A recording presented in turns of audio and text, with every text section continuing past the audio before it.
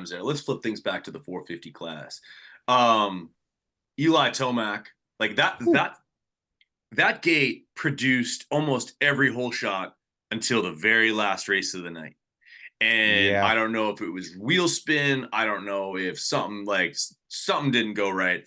And he and his teammate were side by each going through the first corner, and there's nothing but back fenders in front of them.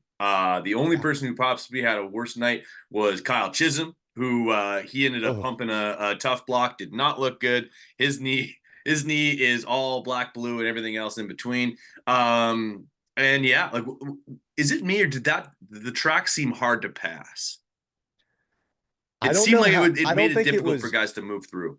I don't think it was incredibly, like, I don't think it was the best passing, but I think what really limited it in that main was the weather.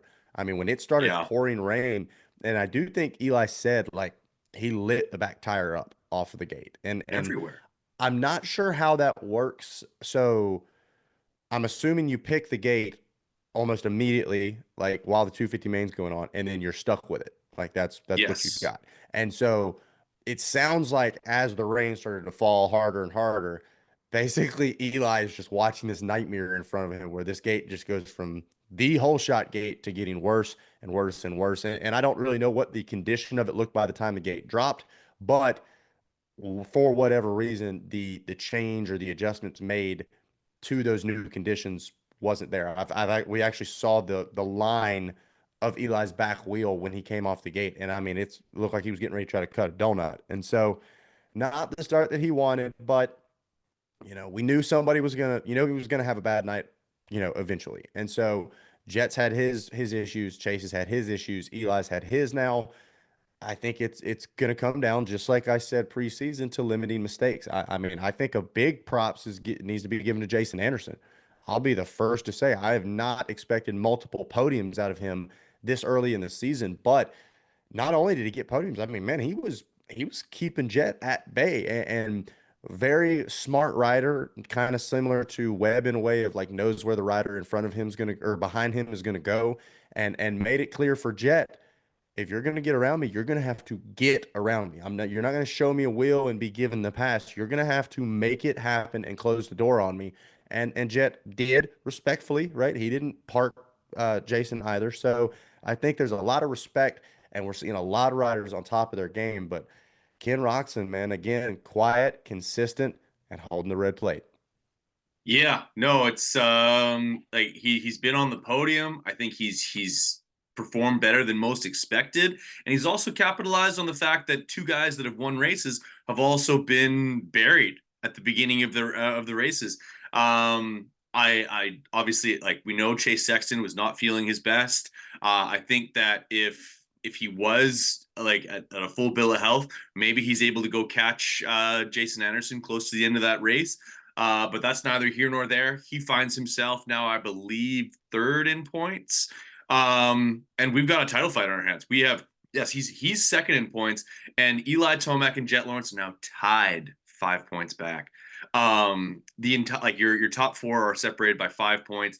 I'm really impressed by this whole thing. This thing has barely gotten started, and we've got battles everywhere within the series. And honestly, I'm waiting to find out whether or not we're going to get a Ken Roczen win. He certainly looks like he has the juice this year. I'd say he looks better than years previous when he did get wins. So I'm going to say he gets one. Yeah, I agree. I think the Ken has always had that raw speed and the ability to get it done with the right conditions, but right now he just seems so comfortable. I mean, he seems so at home. Not only he's always been a very big peace guy, right? When Ken is at peace Mm. and he's exactly when he's not feeling anything too crazy, that's when he's Zen dangerous. Master.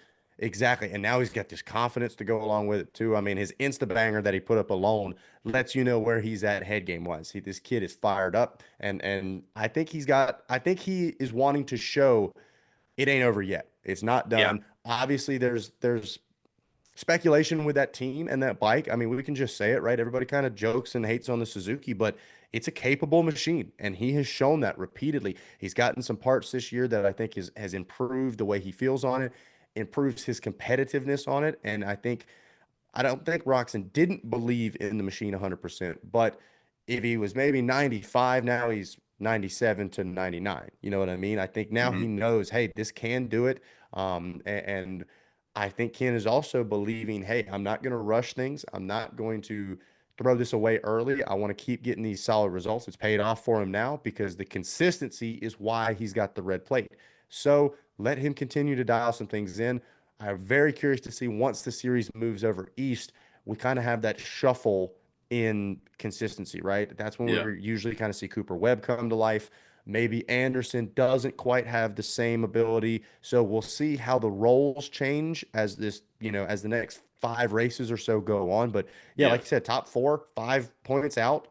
Are you kidding me? We couldn't draw it up any better.